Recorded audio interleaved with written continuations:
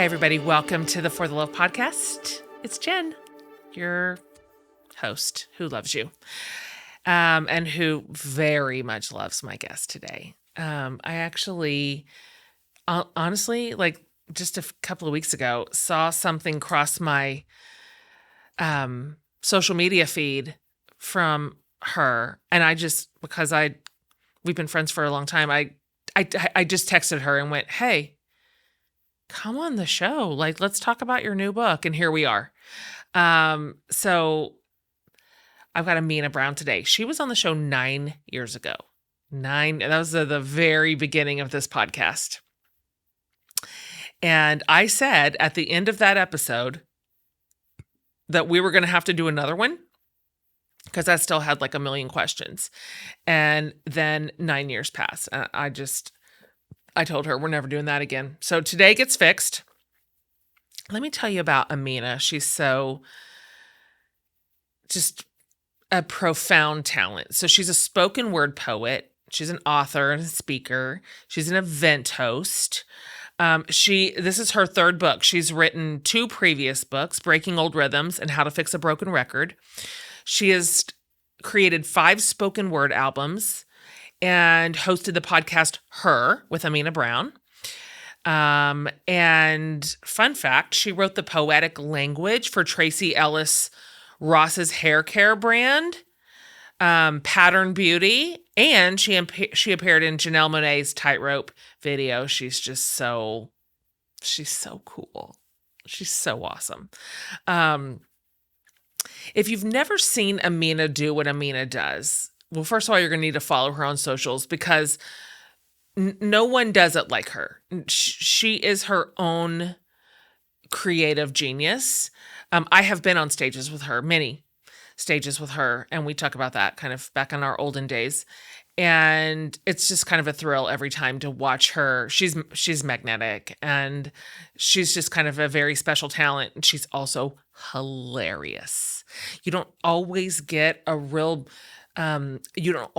poet with a comedian. And somehow we get both with her. Her stage work is just so brilliant. So her new book is called Never Tell a Black Girl How to Black Girl. And if it's not obvious, we are in a series called Say the Quiet Thing Out Loud. And so just even the title of her book is a boundary, right? It's printed on the cover. It is inside her essays and poems and stories and some truly unhinged lists that she includes. It's about hair and food and bodies and her mother and her grandmother and therapy and marriage and church and obviously the Real Housewives of Atlanta. It's moving, hilarious, inspiring, beautiful. She's a one of a kind. And I'm so lucky that she's my friend. And we talk about her evolution and mine out of the space in which we met into the spaces in which we are now. And I'm grateful. I'm grateful for her and for her integrity and evolution. And obviously for the gifts that she shares with the rest of us. So if you don't already know Amena, you're just going to love her so much. So without any further ado, welcome Amena Brown.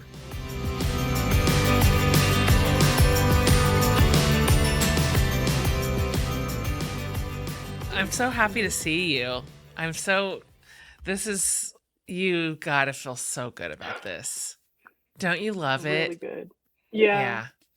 Yeah. You just took all your little guts and put them right on the page. Did.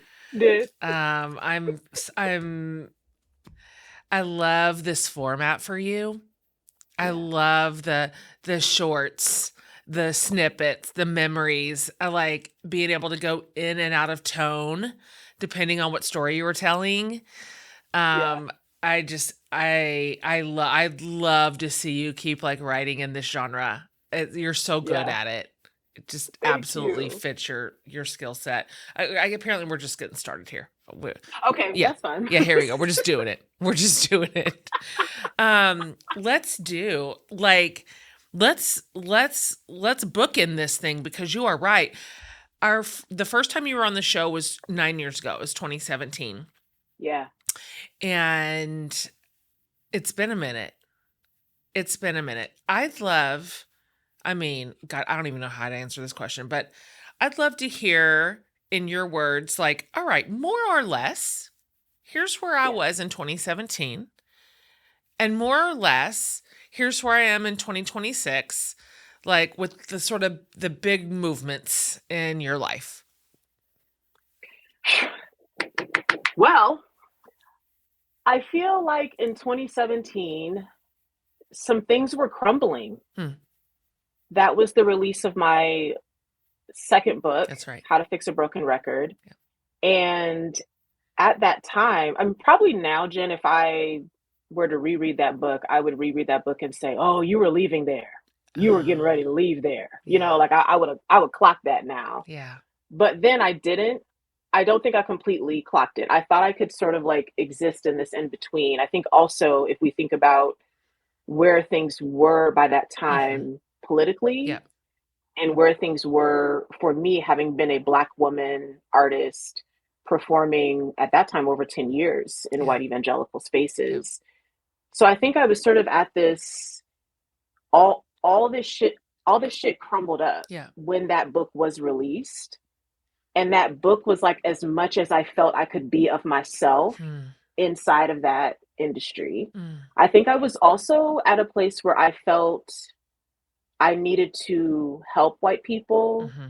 in those conservative spaces Mm-hmm. because my nice girl at that Sure. time, she's not here anymore, That's right. but the nice girl that I was at that time, she thought maybe those white people are like that because they just don't know. Yeah. And maybe if I participated in helping them, in Mm. educating them, and telling them some of my Black woman experiences. So I think even that 2017 into 2018 was sort of like every gig, everything turned into a workshop on God, how racial exhausting. reconciliation and Mm-hmm. all of these sorts of conversations.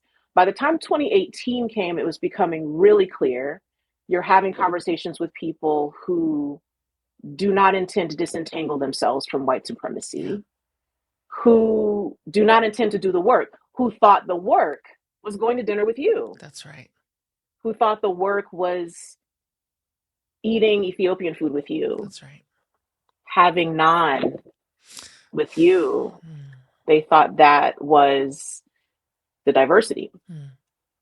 So by the time 2018 came, I'm starting to have that feeling like, I think I need to get out of here. I think the other layer that was happening, Jen, was that I was longing for a more inclusive faith. Mm. I wanted a faith where my queer people were Yeah. welcome, where my trans people were welcome, where disabled people are welcome, where we're foundationally anti-racist. Mm. That's not like a conversation we're going to keep, like foundationally, that's the That's right. value, like that's what I wanted. And I'm just going to keep getting booked into gigs that aren't going to be doing that. But I started there at 22 years old. Oh man. You know That it. was how young I was when I entered the market. So now in that late 30s Mm. period was like, well, I need to get out, but what does that mean? And Mm-hmm. where will I go? And Mm. who will think what I have to say is important? So I Totally. think I think that was sort of like the shakeup of what Mm. was happening. I think some other really beautiful things happened in the sense of being able to build more community with people like you Mm. and Jeff Chu and Mm. Austin Channing Yeah. Brown, and Sarah Bessie, Yeah. right? So I think there was the element too that you needed to see there are people who also would still consider themselves followers of Yeah. Jesus, but without the bullshit. Yeah. Yeah. Yeah. That's my favorite part of that era were that group of people, and it's a much wider circle even than that of obviously that I met in those years.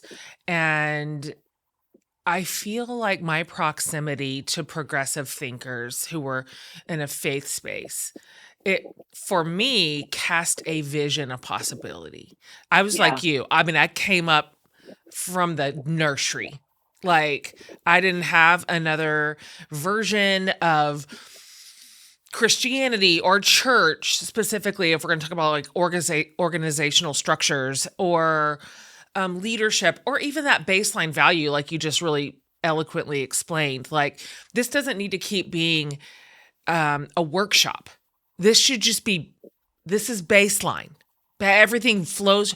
I didn't know about that. I had never seen that. I had never been a part of that. And that community of creatives and writers and thinkers that, and I met you in that season as well.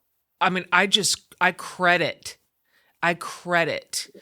a lot of your courage as something that was seated in me and offered a vision. I'd love to hear you talk. So for everybody listening, so Amena, I mean, I explained this in the intro, of course, but could you just do the quick just touchdown on this is sort of what your work has looked like. So when you say up until then, 2018, really, you had been heavily like investing, because they were not investing in you. No, You were investing in like white evangelicalism. Can you talk a little bit about what your particular gifts are and what that investment looked like?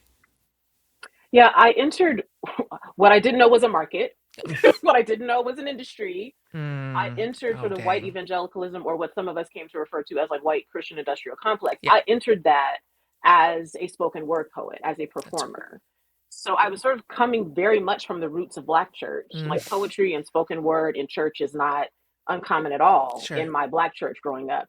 But when I started getting into some of these other, what were intended to, I think, be like diverse Yeah. spaces, and meeting meeting white leaders of what were very large ministries at that time, my first gig as a 22-year-old who gets invited by this ministry I'm just meeting for the first time to perform in a church that seats 1,500 Yeah. people and was going to be simulcast Yeah. to 20,000 Big deal. people. Like, that was my first, what I didn't know was my first professional event at 22 years old. So that was really my experience, sort of being a poet who was in the worship space, very much doing poems in that singing time of the service, which really doesn't afford you room to talk about a lot, That's right. because you're not getting an intro. A song happens, and then you're going to walk out and say your poem, and then you're going to walk back and another song. So you don't have time to talk about politics right there. Yeah. You don't have time to talk about titties right there You don't. either. You can't walk out right before Oceans is going to start playing and be like, do y'all ever be wondering why titties are like you can't do Nope. that. No room for that in the programming.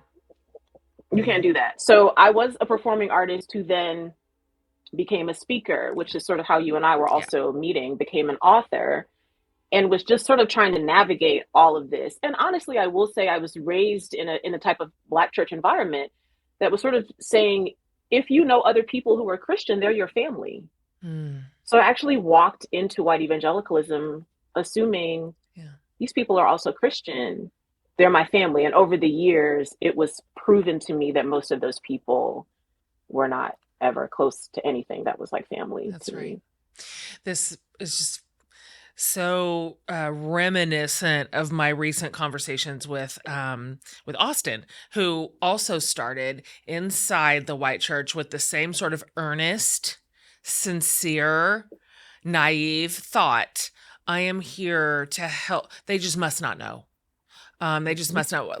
I'll be here long enough, and we'll start this like really important change from the inside out, because obviously we have shared values of equality and some such, assuming a baseline. And so I'd like to hear you talk.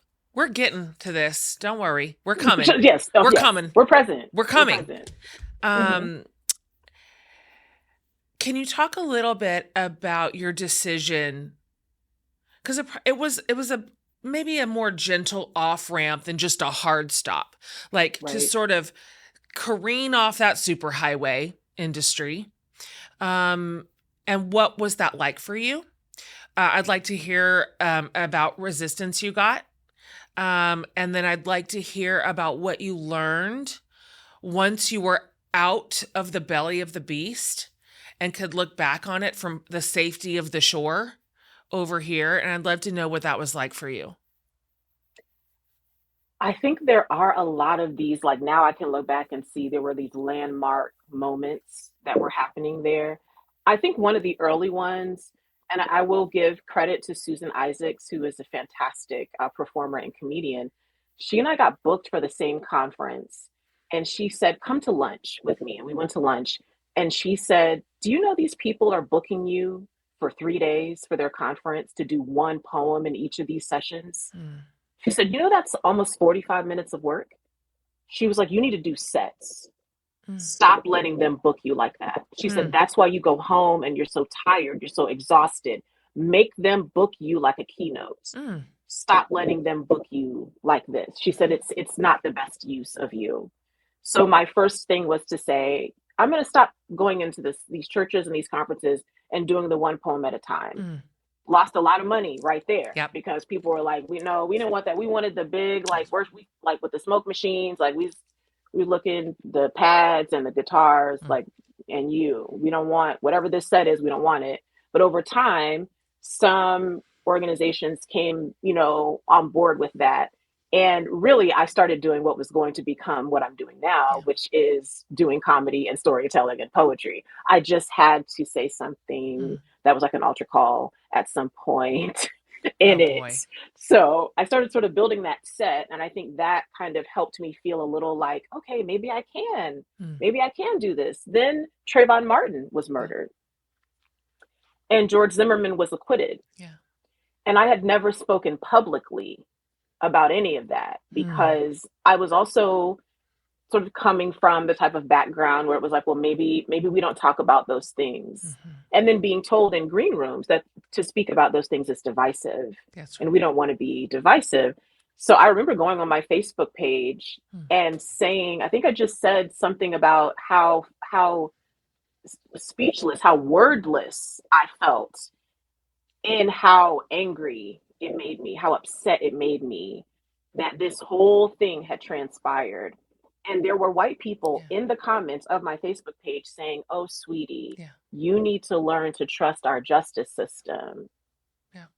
And that was also a moment of Uh, these people, hmm. I know you looking at me and know I'm black, Yeah. but somehow you are looking at me as if that is a thing I put away somewhere sometimes. Mm. As if I am not remaining black all the time, waking up black every day, as if these things don't matter to me, don't affect me. That's right. And so I think, and I think also as I was becoming LGBTQ affirming, right? Like it's sort of like the arc of both of these things are Yeah. happening at once. Yeah. For me too. Then I'm starting to feel real conflicted Mhm. being in the space. So then I started also, which I think was very healing. I started just at least seeking out like environments where more black women were, Mm. where I wasn't like the only one, where there were more women of color. And in that space, Mm. the women of color were meeting all the time and were having these lunches and having these connections. And that also helped me to know you're not alone in feeling how you feel. And here's some ways. I think we were all at first trying to help each other navigate that. And then it became really clear some of us are going to have to leave. Yeah. And then, like, what does that look like? And in my late 30s, I was like, well, I'm not 23. What do I Mm. do? I just start a YouTube channel and just hope I become Issa Rae Mm. somehow. Like, I was like, I don't know. So I went to this Black woman retreat Mm. and they had a healing circle. And I was nervous as hell, Jen. I'm not Sure. even gonna hold you because I grew up Pentecostal, so I was like, are the people gonna he baba towards me? And Totally. like, is this a he baba that I trust? Mm. I just don't know. But I Hmm. was like, I'm just gonna go because I feel I need to do something. I don't know what this something is. Mm. So I went to the healing circle and you could volunteer to sort of say how your life was going. And I just boo-hooed in the Oh, healing yeah. circle, telling these women, here's what's happening in my work life, here's how that's affecting my health. Here are Yeah. all these things that are going on. And the Black woman leading the healing circle looked at me and she said, "You can't keep re entering that space." That's good. She said, every time you re-enter, it re-traumatizes That's you. right. Yeah. She said, you have to get out. And it was like I knew I needed to get out, but it was Mhm. like something about her looking me Mm. so direct in my face and saying, there has to be another way. You have to get out. So I went home. This is the beginning of 2019. Yeah. I go home and I'm like, okay, okay, we're getting out. Mm. And then I just had panic attacks. Of I was like, course. what does It's that it's so clear on paper, but in practice, it's messy and hard. mean? I was like, what does that mean? What does it mean? This is a thing I've been doing. How do I it's not like I'm on a train track here and I can just Yeah, switch exactly. tracks so easily.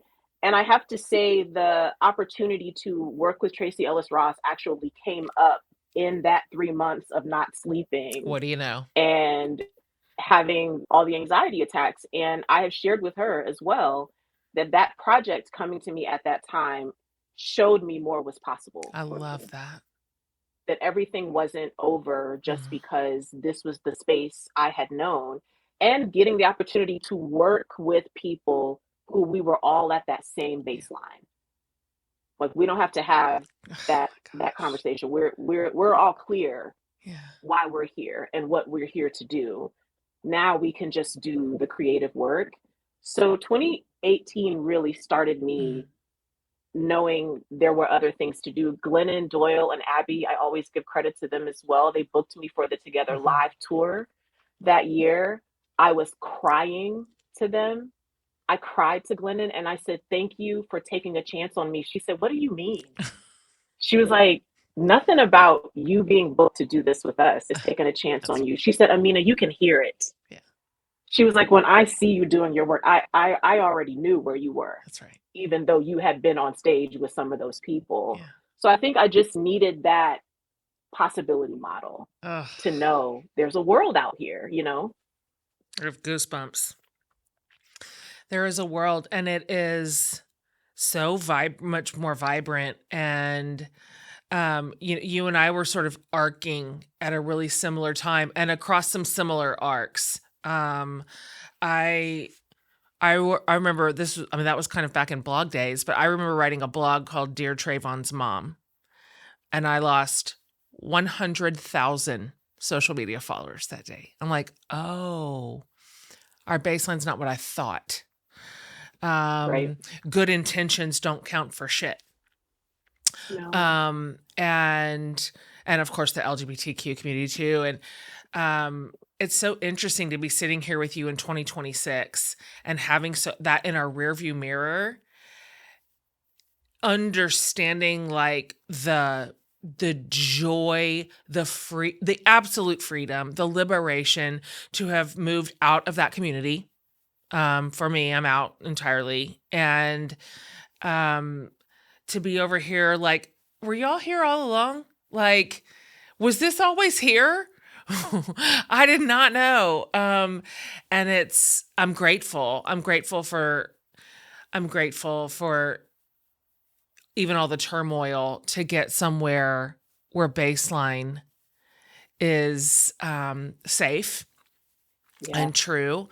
Um, and I love that for you. I'm so that there's no other way for you to have written "Never Tell a Black Girl How to Black Girl" if you had not made that migration.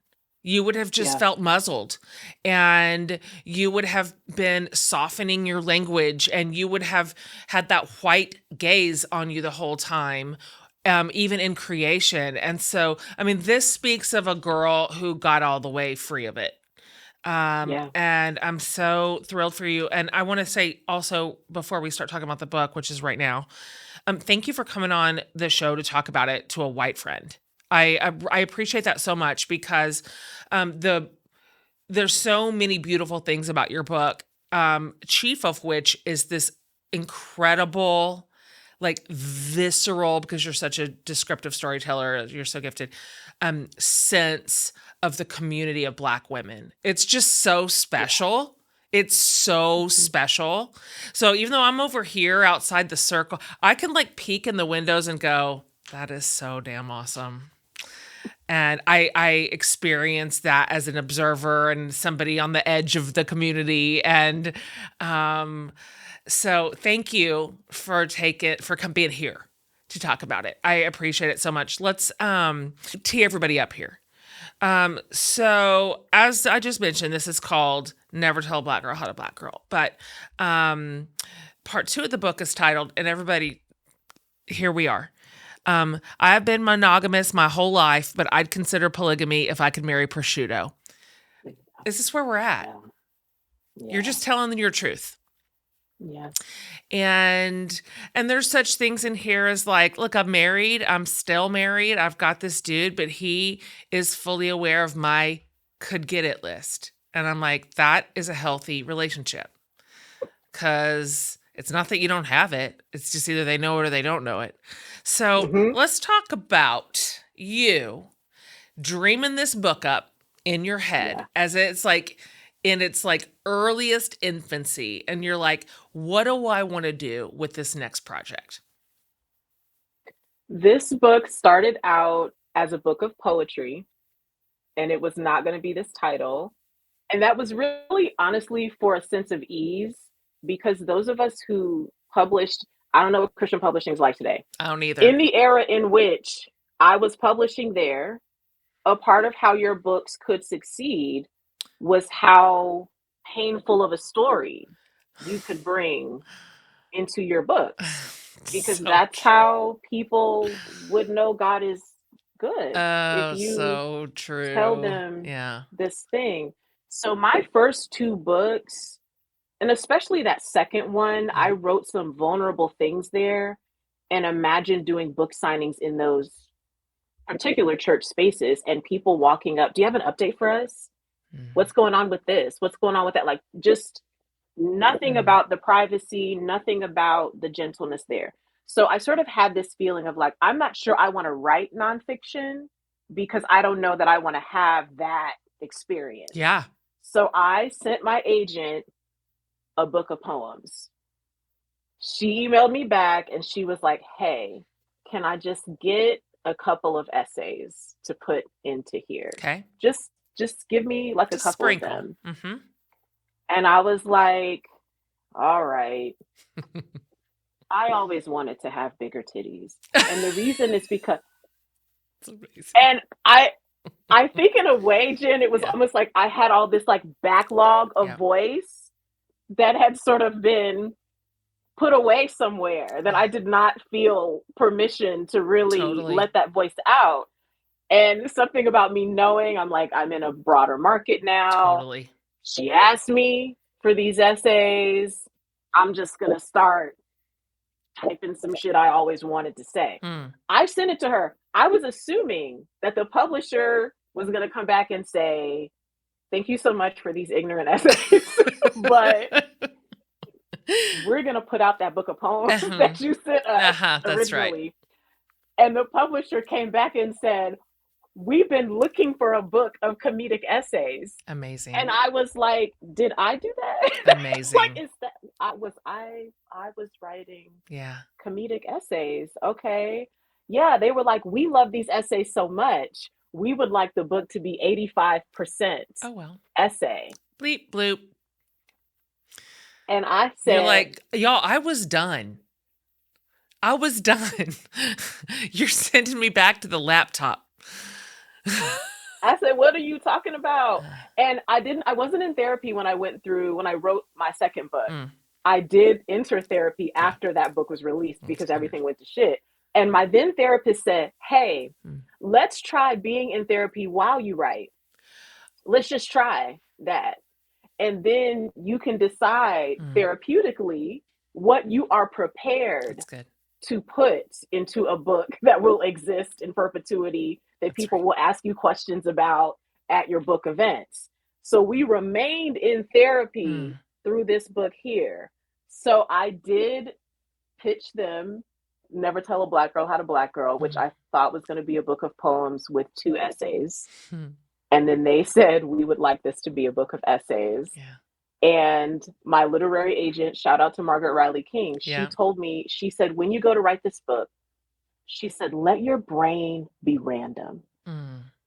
she was like, don't focus so much on trying to have this thread or this through line. Yeah. She was like, just Uh-huh. let your brain do it. And comedically, that's a part of where the funny is Sure. to me, is letting your brain just start having some Uh-huh. random thoughts there. So in a way, for the first time, Jen, writing this book, because I did get to use a comedic lens throughout, there were some parts of some painful shit. Mm-hmm. And I just said, I'm not ready to write about that. Great. It doesn't have to go Mm-hmm. in here. And I don't owe it to Mm. anyone. And that made the writing process way more fun. I love, Margaret is my agent too. And so she was my bridge also out of Christian publishing and Christian representation, and where the container just no longer fit. It was just painful for all of us. And she told me something. I love hearing her little nuggets that she's dropping to all of her authors. She told me Yeah. something before I started writing Awake, my most recent one, which is hard. It was a hard book to write, and it was just about lost my marriage. It's hard. And she told me, she's like, all right, as you decide like what's going to go in and what's going to not stay out, like just save nothing for the swim home. She's like, you write out to the middle of the ocean. Don't hold back for self-preservation. She's like, save nothing for that swim home. And I was like, whoa. And nobody had ever cut me loose like that. I mean, my publishing experience up to that point had been more like, save everything for the swim home. Like, don't get too far out there. We need to see you from the shore, and you need to have on floaties, Yep. and like there needs to be an exit ramp at all time, and if you've gone too far. And so just having someone speak some permission like that to us, she knew what you needed and she knew what I needed to be like, Yeah. that's that was a gift to the writing process for both of us, probably, as we wrote in new ways. Yeah. Did you have fun writing like this? Because it seems like you did. Okay, I I know. had so much Yeah. fun. I laughed so much. I think it was also this permission to, because of course, once I this book title was a poem title first. Okay. And I just knew once this was going to be a book of essays, I'm like, the poem title has to also be the title of this book. Yeah. And then I thought, well, when you think about Black girl experiences, I can't write all of the Black girl Sure. things. I can only write my Black girl things. So trying to think about what are these like buckets of topics that I really want to cover, and what's absurd Mm. about those topics. Yeah. What are the Yeah. moments in that were so funny? I mean, first of all, I have wanted to write about titties for so long because I wanted these titties so bad. Like I wanted that cup. I Yeah. wanted that I cup, know. and it just You didn't asked the it Lord, and didn't come to me. it didn't. It wasn't your journey. It didn't come to me. I Yeah. mean, I guess it sort of may fall in the category of when people say like, God, man, I come when you want God, but God be on time or something. But the on time, we have different like Yeah, measurements that's of right. where the time. I don't know why my titties came in my 30s, but here they are now. And nobody told me they Yeah. keep growing, That's right. huh? That's right. Nobody said that. That's Nobody right. said I'm like, why my bra your didn't body. fit? What's up with this? I'm 50. What's Like, happening? come on. Um, Also let the reader know that it's TIDDIES Yeah, yeah, yeah. as We are written, titties. as it is written. We are titties. Um, I don't know where those two T's went in the middle. I never knew them. Those are D's for me.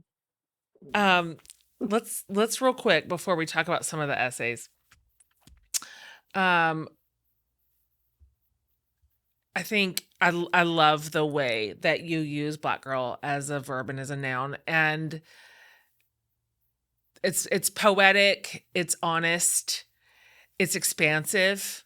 Like I read this title and I have a sense of the freedom and the wideness of this expression that you're about to offer your reader. Can you talk a little bit about maybe the original poem, first of all, but also kind Yeah. of the ethos of the book? Like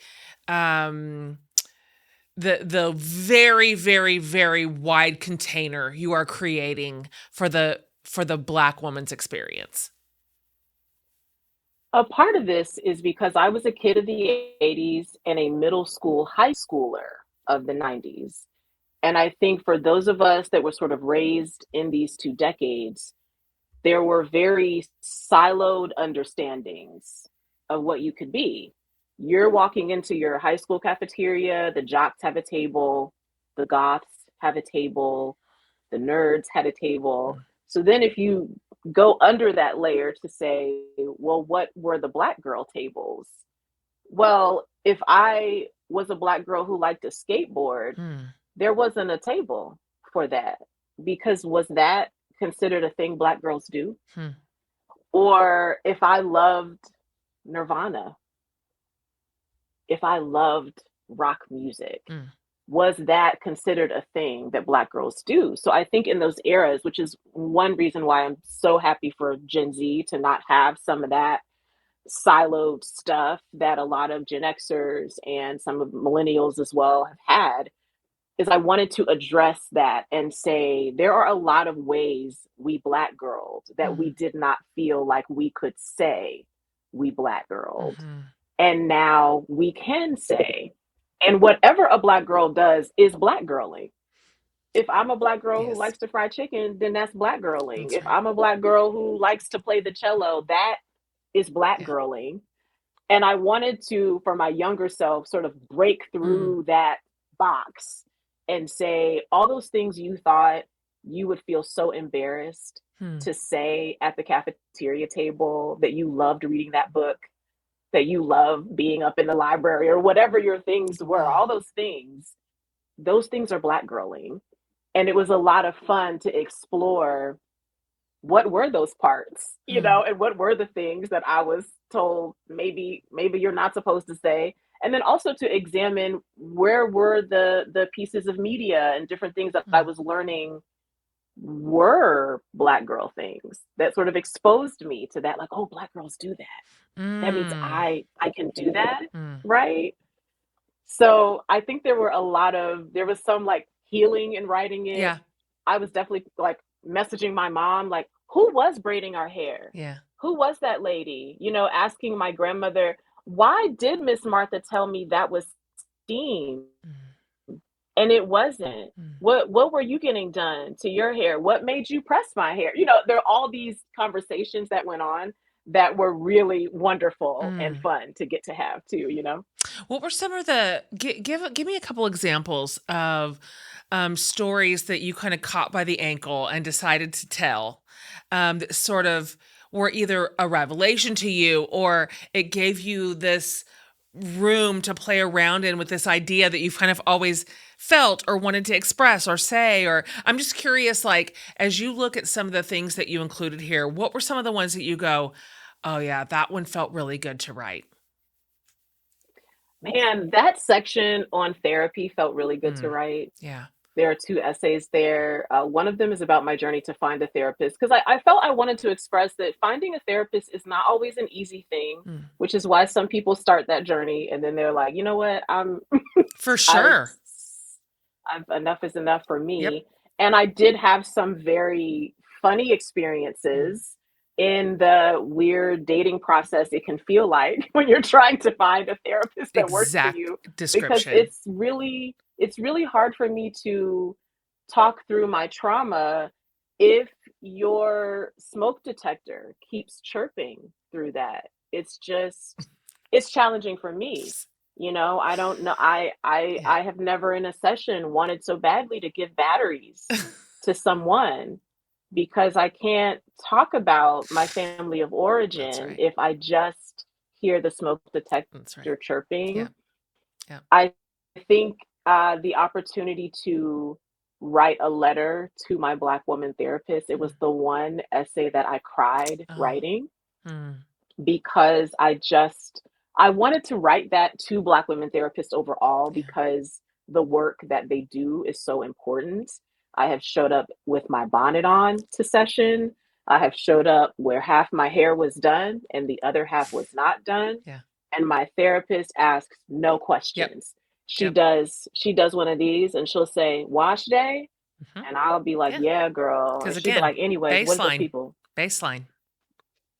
We're already in there. Yeah. she'll be like, anyway, what are those people at your job, at your work? What That's happened at right. the work event? And we just jump right into Yeah, there. it's good. And just the healing process, that was Mhm. really tender. I will say one of the essays in this book started out as an essay about Cardi B because I wanted to write about Cardi Who B doesn't? so bad.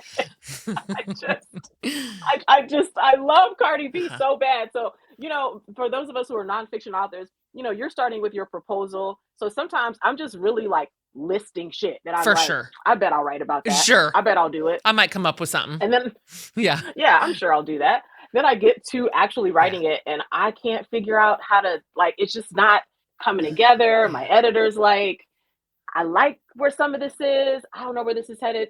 And so that was a fun moment to sort of think to myself, Mm. okay, well, why can't this essay come together? What is it about Cardi B that I love? Mm. And then realizing I love about Cardi B that she gives me permission to be mad as hell. Mm. Because anyone who Yeah. could start a song with "Lil Bitch," Come like, on.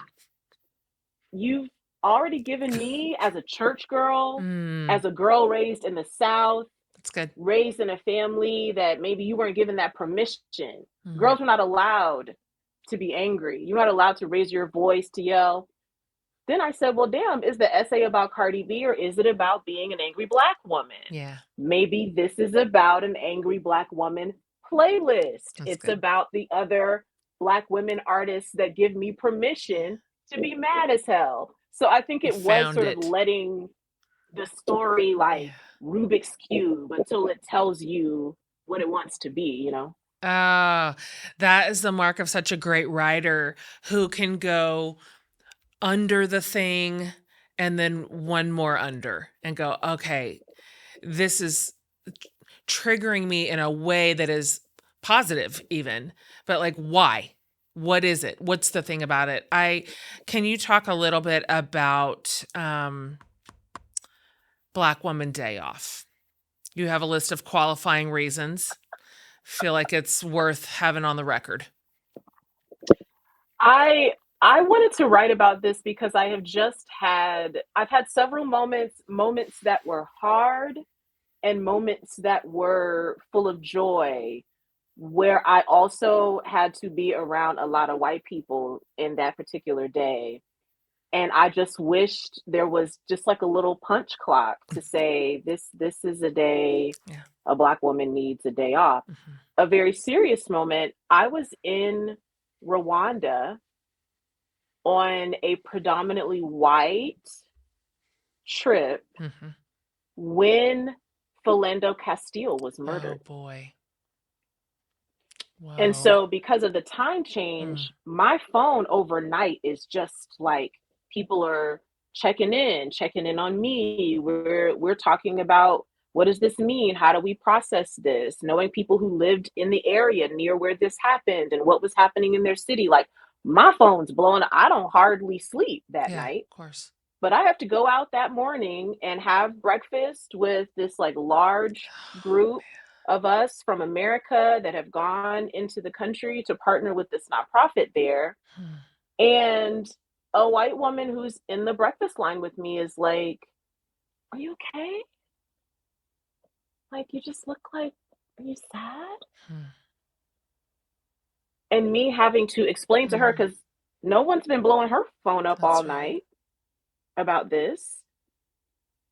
And then me sort of being at the very beginnings, Jen, of trying not to hide that and Yeah. to just say, here's what happened and here's why, I feel like my mind isn't here. Hmm. Like I feel like my body's here, my mind is there.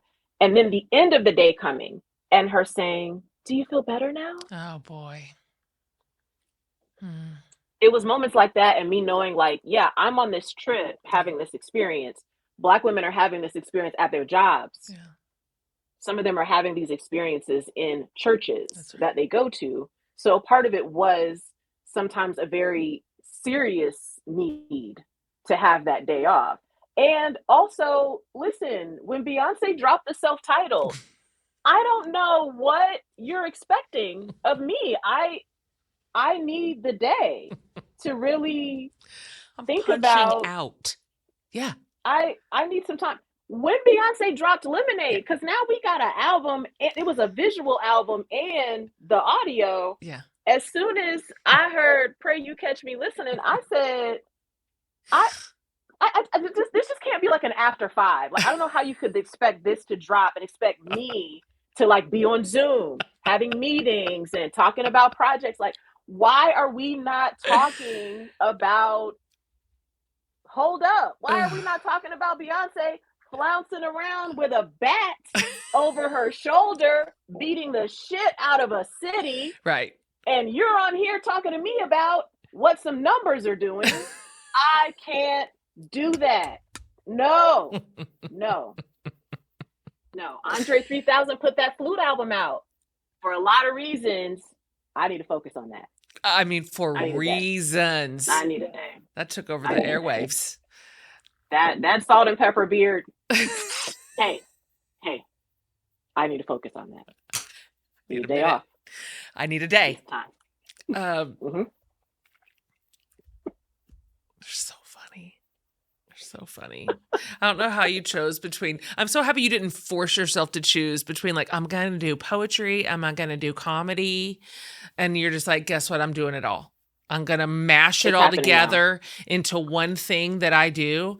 And it just, the borders of it all are so porous, and it just weaves in and out of drama and comedy and poetry. And you're your own thing. You're just, I don't know anybody exactly like you. I don't know an artist who has your exact expression in the world. You're you. You're so uniquely you in a way that is so amazing to watch, so entertaining and moving and funny and serious and important. And I'm just grateful that you moved out of an environment that was not built for you and is never going to be. It doesn't matter how long you stay there until you're dead. You could stay there until you're dead, and be running up against the same walls and the same ceilings. And I'm proud of you for the courage it took to step away before you had a new boat built. I mean, you didn't have a new ship immediately to set ashore, to set sail with, and you did it anyway. And it's awesome to watch your career just flourish. When you were on Tracee's thing, I texted you. I was like, are you joking me right now? Is this happening? Like, the road just rose up to meet you in ways that you deserve, that you really, really deserve. I'd love for you to have the last word here on Never Tell a Black Girl How to Black Girl. It's such a love letter. It's so loving. It's so loving to Black women. It is so loving to your best friend. It's so loving to your mom and grandma. Like, it just is. I feel like I just got to peek into the window of this beautiful world that you came from, that raised you, that you've built with your choice as an adult. So when somebody is holding this book in their hands, what are you just hoping that they experience when they kind of close that last page? I think my biggest hope is that this little place under the cheekbones is just like a little tender. That's good. That's so good, Amena. That's such a good answer. It's like how when we all have a friend who makes us laugh. And like even in our worst day, like you have that homie that if you went to coffee, if they came to your living room, your cheeks are just like a little sore because you laughed, you smiled so long. Like you did not plan on doing that. You cried a little laughing. Yeah. I hope people have a little bit of that tenderness here. And I also hope that people like feel like and are reminded that our stories and our memories are important, that those things matter, that finding those pockets of joy, even in our upbringing, even in the ways that our upbringing was not what we Yeah. hoped it could have been. There are some places to say, I can look back on that and say, now why did the girls have to cover their bathing suits up with a t-shirt? What is it? Like, our memories are Yeah. important to us That's good. because they are telling us something about our futures, about our present. Our stories are important, whether we write them or whether we turn to someone close to us and tell that story to them. I hope that this book is that for people. And for Black women who read this, I hope it's just like somebody gave you a gift basket of joy Yeah. right when you needed it. Joy is a part of how we survive, Mm. it's a part of how we resist. And that is what I was hoping for my Black woman readers in particular. Amazing. Bravo. For everyone wondering if you're going to have that cheek pain, you're going to also experience such information in Amina's book as Real Housewives of Atlanta, Abby. Horseback riding. It's this thing. It's a situation. Never going to do it. Never going I've to do it again, wha- people. It's not going to. Okay. One time, this is back in my days of when I was still in that old world. I was at I don't know what to say. I was at a horse ranch, and it was This with makes sense. like a bunch of famous Christian white people. And I had not been horseback riding in, I don't know, I'm grown. Like what? I don't know when. And so we're like gonna be on our horses, and there's a big man pastor.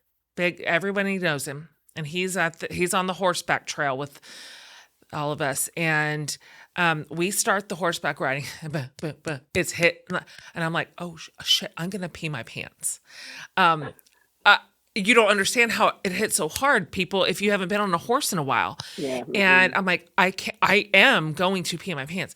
And so at one point I have to like holler up to the horse leader or whatever the person is who's leading us around.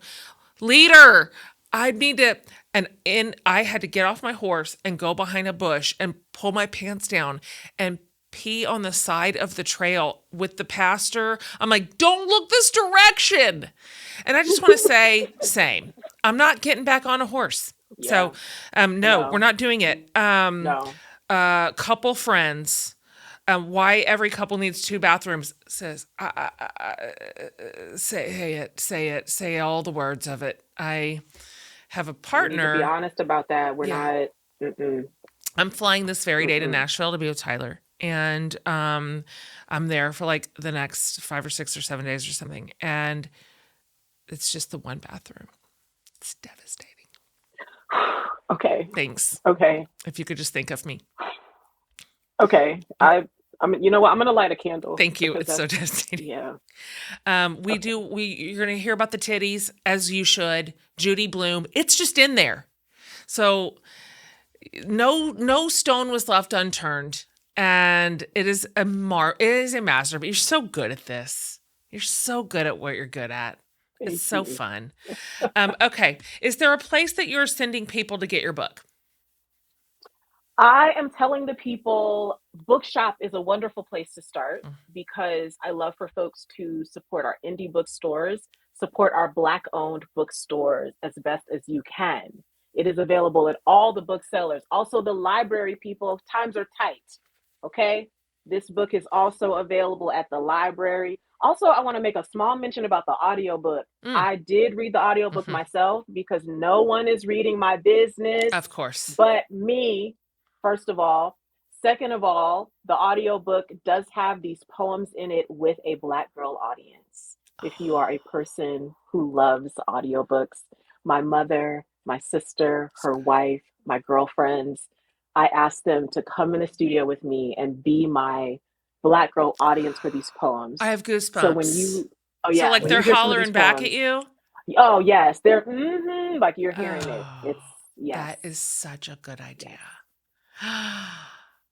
That is so great, Amena.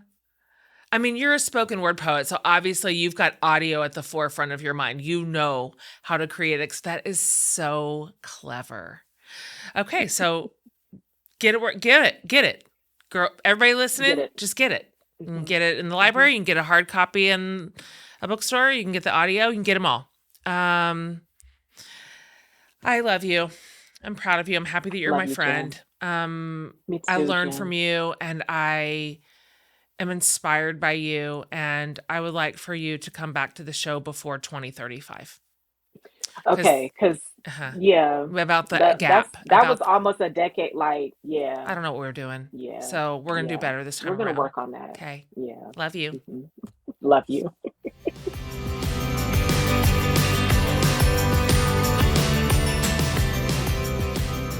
All right, guys. So many good takeaways here. So many good ones. And you would love this book, and you should race to get it. If you go over to jenhatmaker.com under the podcast tab, I'm going to have all the show notes from this episode. I'll have the link if you want to share it. And then I'll have links to all of Amena's stuff, including her socials, because you're going to want to follow her online for sure. And you can also leave us a message over there. Anything you'd like to say or ask or respond to, there is a send voicemail button, and we listen to every single one that you leave. Thanks for joining us today. We have more incredible guests and episodes coming up, and I'm looking forward to every single one of them, you guys. Make sure you are subscribing to the show and you won't miss any of them. All right, see you next week.